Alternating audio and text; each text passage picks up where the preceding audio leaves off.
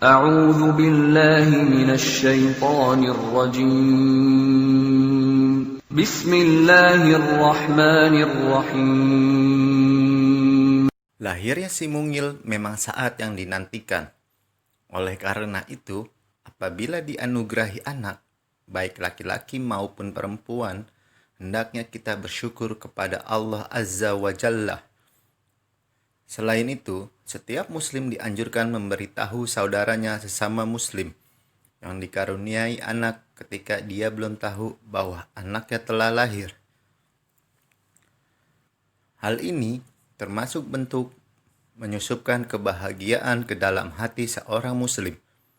Tentu saja, hal yang seperti ini akan mempererat tali kecintaan di antara mereka. Al-Quran telah menyebutkan tentang kabar gembira bagi yang dikaruniai anak. Allah Azza wa Jalla berfirman dalam surat Az-Zariyat ayat 27 dan 28. Di mana ketika itu para malaikat datang ke rumah Nabi Ibrahim alaihissalam dan para malaikat memberikan kabar gembira mengenai akan datangnya seorang anak di antara keluarga Nabi Ibrahim dan istrinya, yaitu anak yang soleh. Dianjurkan juga bagi orang yang diberi kabar gembira oleh saudaranya untuk memberi hadiah kepada yang mengabarkannya, sebagaimana halnya dulu Ka'ab bin Malik radhiyallahu anhu memberi hadiah kepada orang yang memberitahu tentang turunnya ayat yang menjelaskan diterimanya taubat beliau radhiyallahu anhu. Seperti inilah bimbingan Islam yang mulia. Seorang muslim ikut berbahagia dengan kebahagiaan yang dirasakan oleh saudaranya. Akan tetapi, karena ketidaktahuan mayoritas masyarakat muslim di zaman sekarang tentang bimbingan yang mulia ini, ruh kecintaan nyaris hilang di tengah-tengah mereka.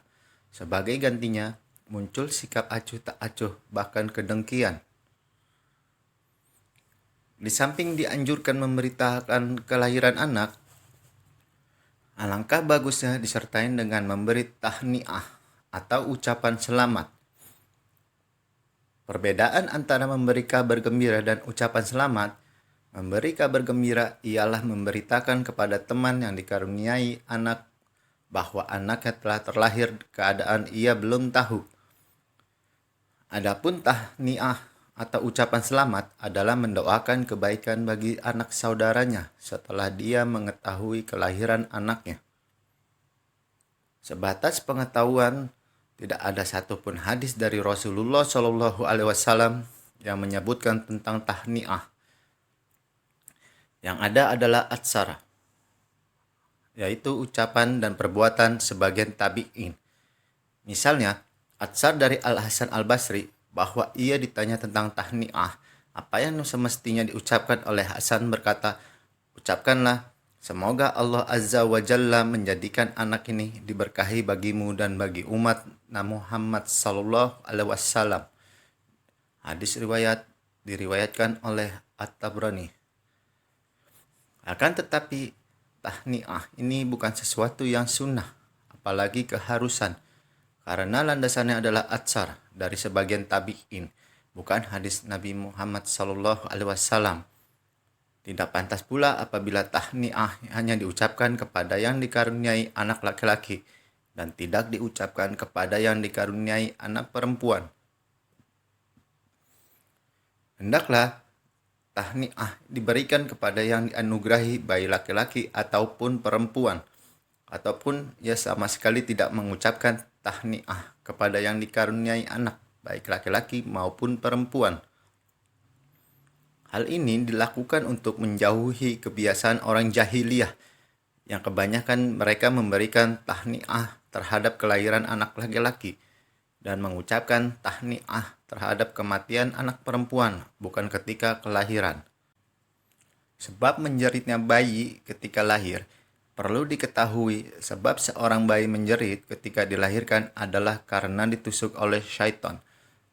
Sabda Nabi Muhammad Sallallahu Alaihi Wasallam, jeritan bayi ketika terlahir ke dunia adalah karena tusukan syaitan. Hadis riwayat Muslim. dari Abu Hurairah radhiyallahu anhu. Nabi Muhammad SAW juga bersabda, tiada terlahir seorang anak Adam kecuali disentuh oleh syaitan saat lahirnya hingga ia menjerit karena sentuhannya, kecuali Maryam dan putranya Nabi Isa alaihi salam. Hadis riwayat Al-Bukhari. Maksud disentuh oleh syaitan dijelaskan oleh riwayat lain, yaitu syaitan menusuk dua sisi perut bayi dengan kedua jarinya. Hadis riwayat Sahih Al-Bukhari. Semoga ilmu ini bermanfaat bagi kita semua, khususnya umat muslim, dan kita mampu mengamalkan sunnah-sunnah Rasulullah Sallallahu Alaihi Wasallam. Allahu a'lam bishawab.